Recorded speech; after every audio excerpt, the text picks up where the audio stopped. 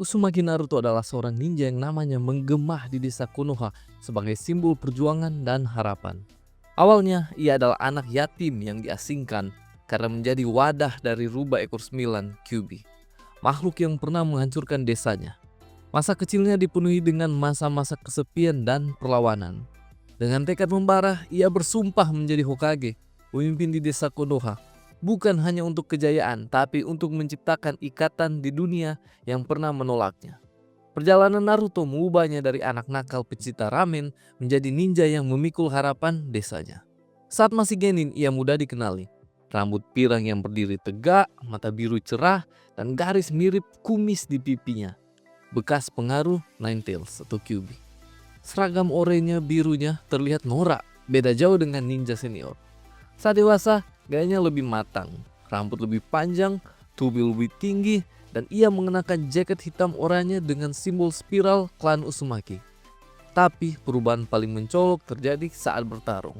Di dalam mode Sannin, matanya menjadi seperti katak memancarkan kekuatan alam. Atau saat cakra Kyuubi menyelimutinya dengan aura cakra merah menyala.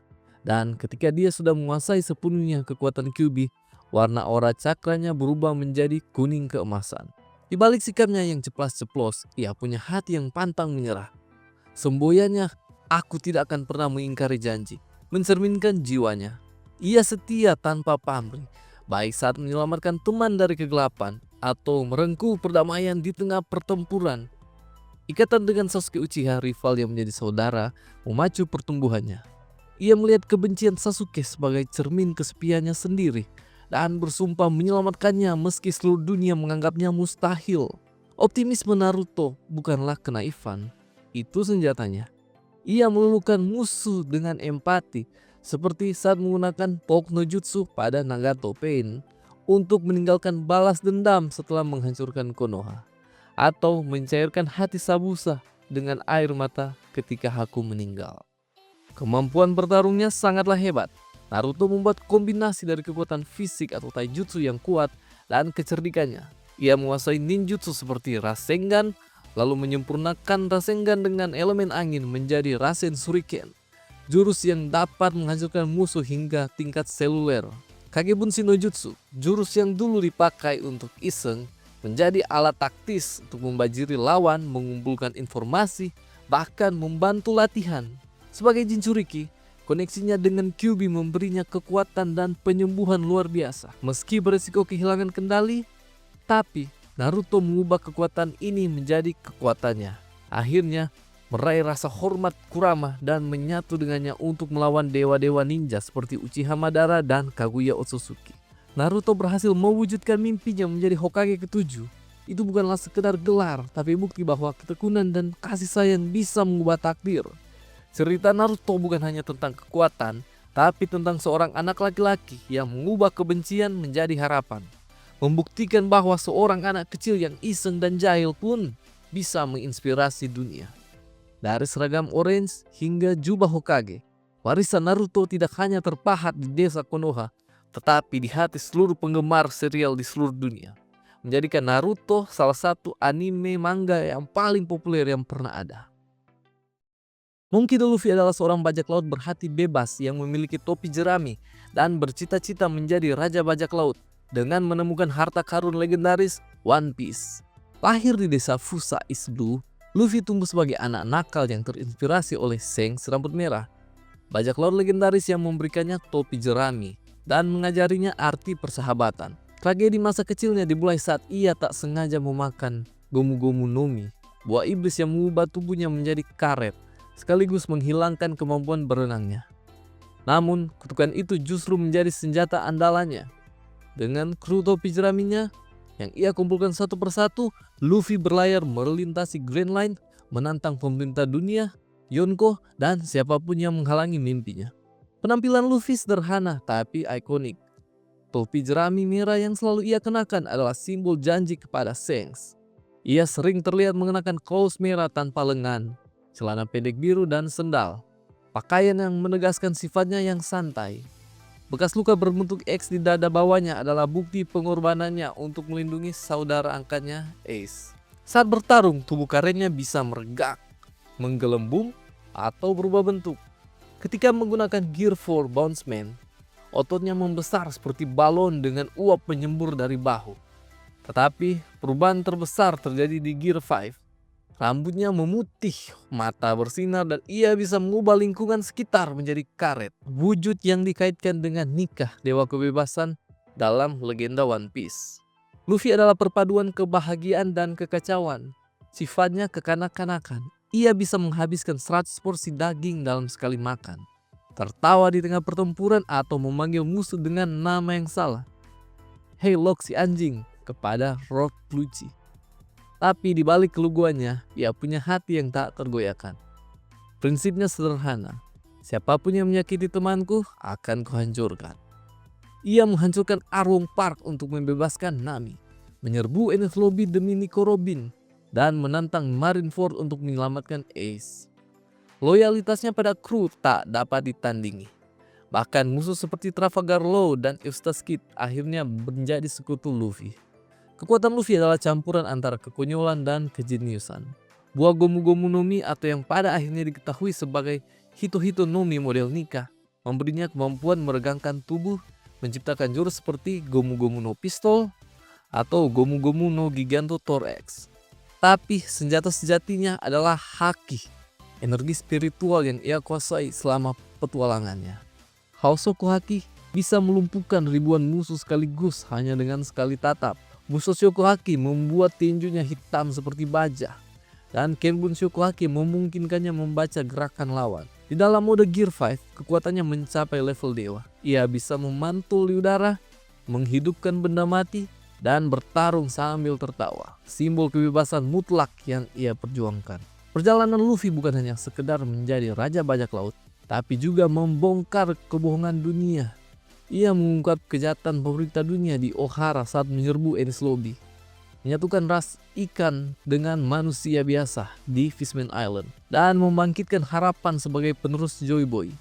Meski bounty-nya mencapai 3 miliar berry dan dijuluki Kaisar Lautan Baru, ia tetap Luffy yang sama, bocah nakal yang percaya bahwa petualangan terbaik adalah bersama teman-teman.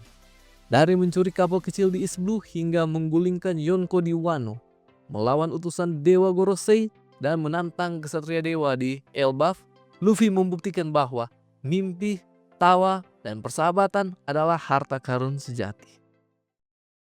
Ichigo Kurosaki adalah remaja berambut orange yang hidupnya berubah total saat ia bertemu Kuchiki Rukia, seorang shinigami dari Soul Society. Awalnya, Ichigo hanyalah siswa SMA di Karakura yang bisa melihat hantu. Kemampuan yang diwarisi dari ayahnya, Kurosaki Ishin, mantan kapten Shinigami. Ketika keluarganya diserang Hollow, Rukia memberinya kekuatan Shinigami untuk melawan. Tapi transfer itu tak biasa. Ichigo menyerap seluruh kekuatan Rukia, menjadikannya Shinigami pengganti. Dari situ ia terlibat dalam pertempuran lintas dunia manusia, Soul Society, dan Hueco Mundo.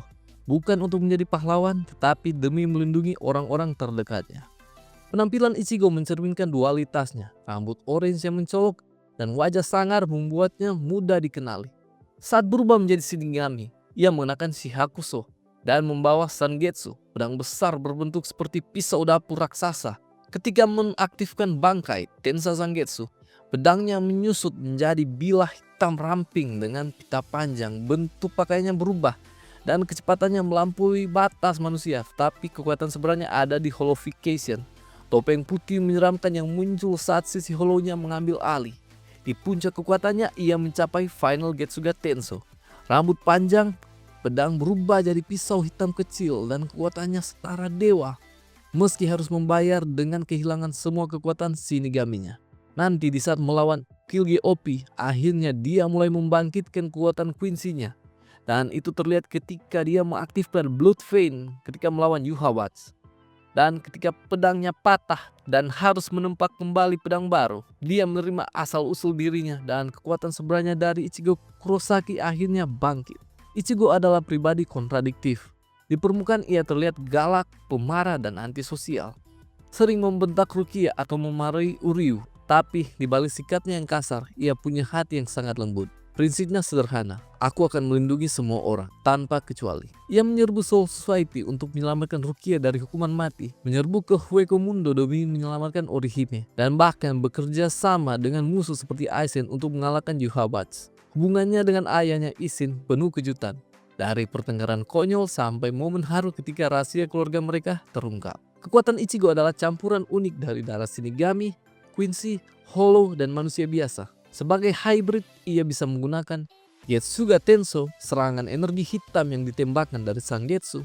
Bankai memaksimalkan kecepatan dan kekuatan, membuatnya hampir tak terkalahkan dalam duel jarak dekat. Zero, serangan energi merah khas Hollow yang ia tembak dari tanduk Fastolorde-nya. Dan Quincy Powers, kemampuan warisan dari ibunya Masaki, seperti Blood Vein. Pertarungan terbesarnya adalah melawan Sousuke Aizen yang hampir menghancurkan 3 dunia. Dan Yhwach, Raja Quincy yang ingin mengubah takdir di Arc Thousand Years Blood War Arc. Pada akhirnya, Ichigo bukanlah pahlawan yang mencari kekuasaan. Baginya, menjadi Shinigami hanyalah cara untuk menjaga senyum keluarga dan teman-temannya. Dari remaja yang kesal melihat hantu, ia tumbuh menjadi sosok yang mampu menghentikan perang antar dimensi. Kisahnya mengajarkan bahwa kekuatan sejati bukan berasal dari darah atau takdir, tapi dari tekad untuk melindungi apa yang berharga, bahkan jika harus mengorbankan segalanya. Son Goku adalah Saiyan dari planet Vegeta yang dikirim ke bumi sebagai bayi untuk menghancurkan umat manusia. Namun, cedera kepala menghapus misi jahatnya. Dibesarkan oleh kakek angkatnya Gohan, ia tumbuh menjadi anak laki-laki polos dan ceria yang mencintai petualangan.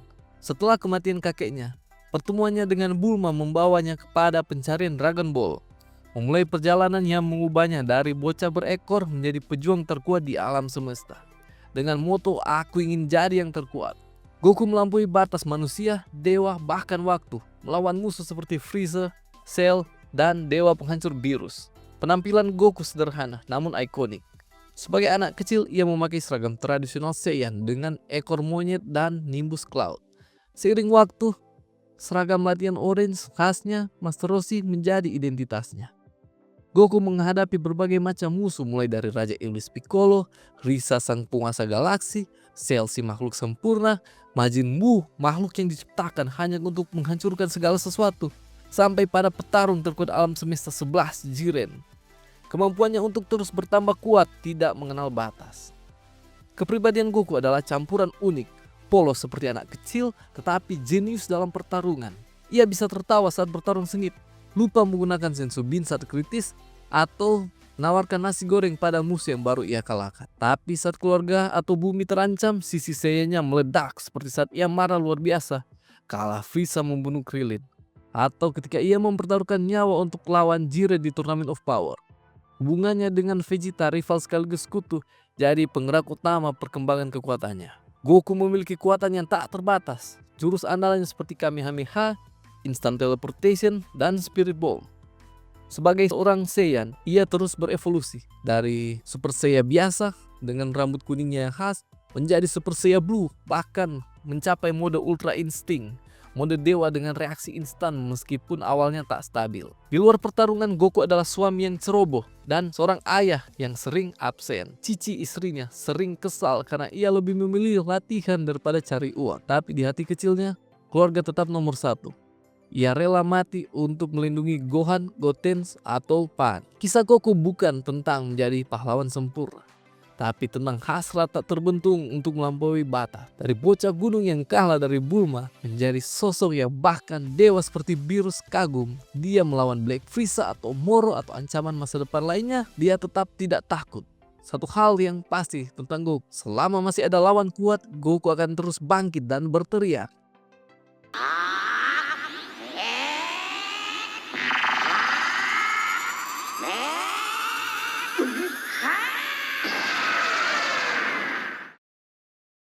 Tanjiro adalah anak lelaki berhati lembut yang nasibnya berubah drastis saat keluarganya dibantai iblis, dan adik perempuannya Nezuko diubah menjadi iblis. Sebagai anak tertua yang sebelumnya bekerja sebagai penjual arang, Tanjiro memulai tanggung jawab besar menyembuhkan Nezuko dan membalas dendam pada iblis yang menghancurkan keluarganya. Dengan tekad baja yang kuat, ia bergabung dengan pasukan pembasmi iblis yang dikhususkan untuk membasmi seluruh iblis yang ada. Penampilan Tanjiro sederhana namun khas. Rambutnya yang merah hitam dihiasi luka mirip api, dengan telinga kirinya mengenakan anting berlambang matahari atau Hanafuda, simbol warisan dari keluarga Kamado. Ia mengenakan seragam Demon Slayer hijau hitam dengan Haori. Pedang Nichirinnya berwarna hitam pekat, warna langka yang awalnya membuatnya ragu. Namun lambat laun menjadi senjata mematikan saat ia menguasai pernafasan air dan Hinokami Kagura. Saat bertarung, pola mirip api muncul di dahinya, tanda peningkatan kemampuannya menghubungkannya dengan teknik pernafasan matahari. Kepribadian Tanjiro adalah kombinasi unik antara kelembutan dan keteguhan. Ia dikenal sebagai pembasmi iblis yang jarang membenci iblis itu sendiri, bahkan menangis untuk mereka yang terperangkap dalam kutukan. Prinsipnya jelas, iblis harus dimusnahkan. Tapi kita tak boleh lupa bahwa mereka dulunya manusia. Ia selalu berusaha memahami musuh sebelum mengakhiri penderitaan mereka. Seperti saat ia mengheningkan cipta untuk Rui, anggota 12 Kisuki, atau iblis saudara kembar Daki dan Gyutaro. Namun di medan perang, ia tak ragu mengeluarkan jurus mematikan seperti Mizuno Kyokyu ni no Kata, Mizuguruma, atau Hinokami Kagura, Nichiu no Ryu Kaburimai. Kekuatan Tanjiro bersumber pada kemampuan bernafas yang ia pelajari. Awalnya ia dilatih pernafasan air oleh Sakonji Urokodaki, mantan Hashira. Namun warisan keluarganya terungkap saat ia menguasai Hinokami Kagura, teknik pernafasan matahari yang merupakan cikal bakal semua jurus pernafasan. Di akhir perjalanan, ia menggabungkan kedua teknik ini menjadi pernafasan matahari, jurus terkuat yang mampu mengalahkan Kibutsuji Musen Raja Iblis. Selain itu, indera penciumannya yang super tajam memungkinkannya mendeteksi kelemahan musuh atau jarak iblis dari jauh. Hubungannya dengan Nezuko adalah inti cerita. Meski menjadi iblis, Nezuko tetap mempertahankan kemanusiaannya berkat tekad Tanjiro dan rasa cinta kepada saudaranya. Mereka berdua saling melindungi. Nezuko menggunakan kekuatan iblisnya untuk melawan iblis lain, sementara Tanjiro berjuang mati-matian untuk mengembalikannya menjadi manusia. Bersama sekutu seperti Zenitsu dan Inosuke, mereka menghadapi iblis bulan atas dan Raja Iblis Kibutsuji Musan dalam pertempuran epik. Di akhir perjalanan, Tanjiro berhasil mengalahkan Musan, meski nyaris kehilangan nyawa dan sempat menjadi iblis akibat racun dari sang Raja Iblis. Dengan pengorbanan Nezuko dan bantuan teman-temannya, ia kembali menjadi manusia. Tanjiro bukan hanya sekedar pembasmi iblis saja. Ia adalah simbol harapan bahwa belas kasih dan keteguhan bisa melewati tantangan sebesar apapun. Shigeo Kageyama atau Mob adalah seorang siswa SMP dengan kemampuan psikis yang luar biasa, yang justru ingin hidup sebagai manusia biasa. Sejak kecil, Mob menyadari kemampuannya sebagai esper atau manusia dengan kekuatan psikis bisa membahayakan orang lain, sehingga ia memilih menekan emosinya dan berjanji hanya menggunakan kekuatan untuk melindungi, bukan menyakiti. Dibimbing oleh mentornya Regen Arataka yang seorang paranormal gadungan, Mob belajar bahwa kekuatan sejati bukan berasal dari psikokinesis, tapi dari kerja keras dan pertumbuhan diri. Dari mengalahkan organisasi jahat hingga menghadapi masa lalu traumatis, perjalanannya adalah kisah tentang menerima emosi dan menemukan jati diri di tengah kekacauan. Penampilan Mob mencerminkan keinginannya untuk tidak mencolok. Rambutnya yang hitam, lurus dipotong rata seperti mangkuk, seragam sekolah biru tua yang selalu rapi, dan ekspresi datar yang jarang berubah. Tetapi saat emosinya meluap, ditandai dengan kenaikan persentase, penampakannya berubah drastis. Saat mencapai 100%, rambutnya terbakar aura psikis dan tubuhnya dikelilingi energi berwarna-warni. Di kondisi terparah ketika tanda tanya, alam bawah sadarnya mengambil alih. Mob berubah menjadi entitas tanpa ekspresi dengan kekuatan yang bisa mengubah kota menjadi reruntuhan. Kepribadian Mob adalah sebuah kebalikan. Ia paling kuat di dunia, tapi juga paling rendah hati. Ia percaya bahwa kekuatan psikis tidak membuatmu istimewa dan lebih bangga pada usaha kecilnya, seperti belajar matematika atau bergabung dengan klub atletik atau klub binaraga. Mob seringkali terlalu baik. Ia memaafkan musuh yang mencoba membunuhnya, seperti Teruki atau anggota Sume, karena yakin semua orang bisa berubah. Tapi di balik sikapnya yang kalem, ia menyimpan luka mendalam, rasa bersalah karena pernah menyakiti adiknya Ritsu, dan tekanan untuk selalu menjadi normal. Hubungannya dengan Regen sang mentor gadungan menjadi inti perkembangan karakternya. Dari murid penurut ke sosok yang berani berkata, "Anda salah, Regen-san." Kekuatan Mob adalah cerminan emosi yang ia tekan selama bertahun-tahun. Sebagai esper alami, ia bisa telekinetik, mengangkat gedung, menciptakan perisai energi atau melontarkan benda dengan pikiran, energi psikis, melepaskan ledakan energi untuk menghancurkan musuh atau memanipulasi alam. Penyerapan energi menyerap kekuatan esport lain seperti saat ia memakan kekuatan Mogami atau Toichiro Suzuki. Lalu mode tanda tanya, di mana alam bawah sadarnya mengambil alih, membuatnya tak terkalahkan tapi juga tak terkendalikan. Namun jurus terkuatnya justru bukan psikokinesis, tapi keputusannya untuk tidak menggunakan kekuatan kecuali terpaksa. Mob lebih memilih menyelesaikan masalah dengan bicara atau lari dari pertarungan. Saat ia akhirnya bertarung seperti melawan Koyama atau Shimasaki, itu selalu untuk melindungi seseorang, bukan untuk pamer kekuatan. Di akhir cerita, mau belajar menerima semua bagian dirinya, kekuatan, kelemahan, emosi, dan hasrat. Ia tetap memilih hidup sebagai siswa biasa, tetap bergaul dengan teman-teman klub binaraga, dan tetap menghormati Reigen meski tahu kebohongannya. Kemenangan terbesarnya bukan mengalahkan musuh terkuat, tapi menemukan kebahagiaan dalam kesederhanaan. Mau membuktikan bahwa jadi orang biasa justru pencapaian terhebat bagi seseorang yang bisa menghancurkan dunia dengan satu kedipan mata. Lutfi Britania adalah mantan pangeran kekaisaran Britania yang melepaskan tahta untuk membalas dendam pada ayahnya dan menciptakan dunia baru bagi adiknya Nanali. Terlahir sebagai putra ke-11 Kaisar Charles, ia diasingkan ke Jepang area 11 setelah ibunya dibunuh dalam kudeta. Di sana, ia menyaksikan kekejaman Britania menghancurkan Jepang. Dengan tekad mengubah dunia, ia menerima kekuatan gias dari sosok misterius Situ, yaitu sebuah kemampuan untuk memerintah siapapun menuruti keinginannya dan memulai revolusi di balik topeng Zero, pemimpin kelompok pemberontak Kurokishi. Penampilan Lulus mencerminkan dualitasnya. Sebagai siswa Akademi Oxford, ia tampil elegan dengan seragam ungu, rambut hitam rapi, dan mata yang tajam menyembunyikan pikiran brilian. Sebagai Zero, ia mengenakan jubah hitam dan topeng tanpa wajah yang mengaburkan identitasnya. Simbol pahlawan tanpa nama yang siap jadi kambing hitam. Saat menggunakan gias, mata kirinya bersinar dengan simbol merah seperti burung. Peringatan bahwa setiap perintahnya bisa mengubah nasib seseorang secara permanen. Kepribadian Lulus adalah perpaduan antara pikirannya yang strategis dan emosionalnya yang hancur. Ia adalah manipulator ulung yang memandang manusia sebagai pion dalam permainan catur raksasa. Seperti saat ia memaksa Lutfi Britania untuk bunuh diri atau mengorbankan ribuan tentara untuk kemenangan taktis. Tapi di balik topeng dinginnya ia rapuh, rasa bersalah atas kematian ibunya, keinginan melindungi Nanali, dan konflik dengan sahabat masa kecil Susaku Kururugi yang menjadi musuhnya.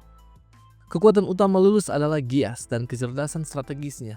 Dengan gias ia bisa memerintah siapapun untuk bunuh diri seperti yang dilakukan pada Clovis, membocorkan rahasia seperti memata-matai musuh lewat perintah halus, dan mengontrol massa seperti ia terpaksa menggunakan warga Tokyo sebagai perisai hidup. Namun kekuatan ini memiliki kelemahan seperti harus kontak mata dan terkadang bisa lepas kendali jika emosinya tidak stabil dan meledak. Di luar itu, ia ahli taktik yang mengubah pertempuran dengan Nightmare Frame menjadi permainan psikologis seperti saat ia melawan Cornelia atau mengalahkan Sneasel. Puncak perjalanannya adalah Zero Requiem, di mana ia menjadi diktator dunia agar semua kebencian terfokus padanya, lalu memerintahkan Susaku untuk membunuhnya di depan publik. Ia menciptakan perdamaian dengan mengorbankan nyawa dan reputasinya. Kematiannya bukan akhir, tapi awal dunia tanpa gias dan Britania, di mana Nanali bisa hidup senang.